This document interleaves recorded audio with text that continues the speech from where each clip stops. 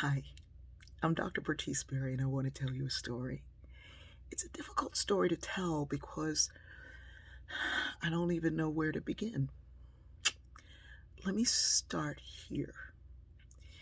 I was out of church for many, many years. I had decided to never go back to church, that I was done with the church, and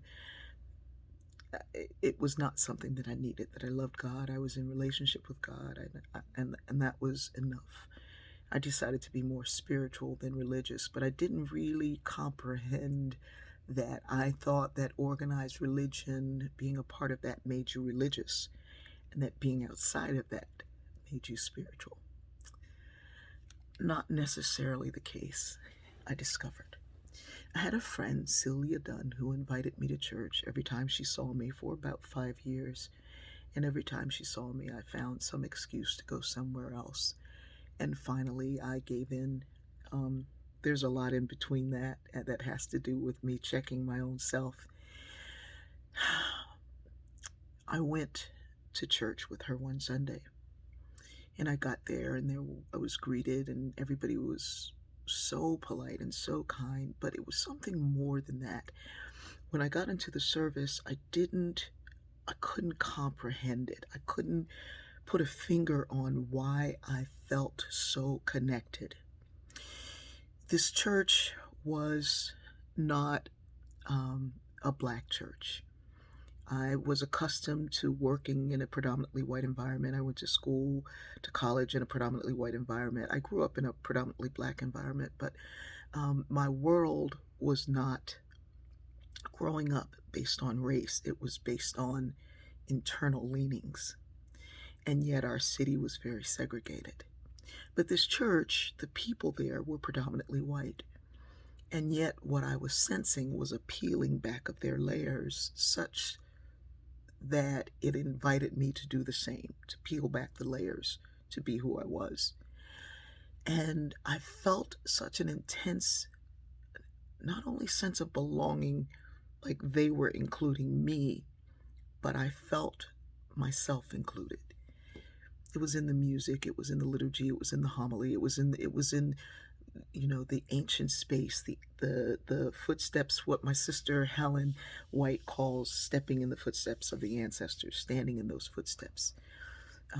There was a great deal of acknowledgement of ancestors in the cloud of witnesses. There was, I remember telling somebody it looked like Downton Abbey but sounded like Malcolm X.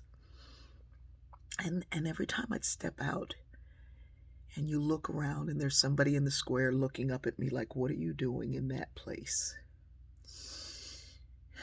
And I tried for many, many months to figure this out, because I kept going and kept going, because I was trying to figure out this thing that kept pulling me. And some say God, some say the Holy Spirit. My logical mind was trying to reverse engineer the things that made it feel like belonging, that feel like connectedness, feel like what it was. And what I have come to in that instance, and in most, is that we are choosing our relationships, our connections, our existence based on our outer self, when our inner self is really trying to lead the way. My inner self connects to that music like the child that grew up under Leander Morris in Wilmington, Delaware, who taught us the love of classical music and the arts and all those things. My inner self yearned for this place where my intellectual curiosity and my spiritual existence could coexist in the same place. My brain was not told to be left at the door. There was not one over the other. There was a combination of both. And I find that when I'm in spaces and places with people who I gravitate to, it is my inner self that is choosing. My outer self is seeks to look like what my inner self wants to be, what it already is. My outer self wants to be that. In my natural expression of who I am, in making my own clothes and trying to be good to the environment and in the pops of color that you find everywhere, it really does represent my inner self, my connectedness to my ancestors and to the cloud of witnesses. So the expression on the outside is trying to look like what I feel on the inside. And I'm wondering today that if we embrace our whole self, don't try to walk around not seeing color. See the color, be the color, but allow it to be informed by who you really are. And if we did, would it lead us in other directions? Would it connect us to folks who don't have as much as we do? Would it allow us to love people who come from other cultures?